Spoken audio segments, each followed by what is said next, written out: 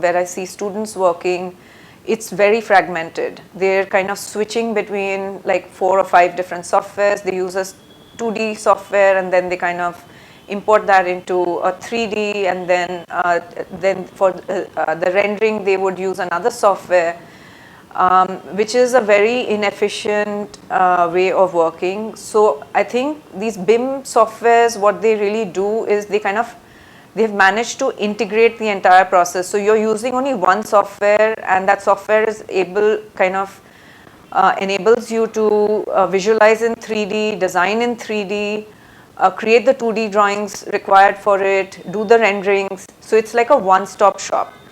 And that's what makes your kind of workflows very efficient.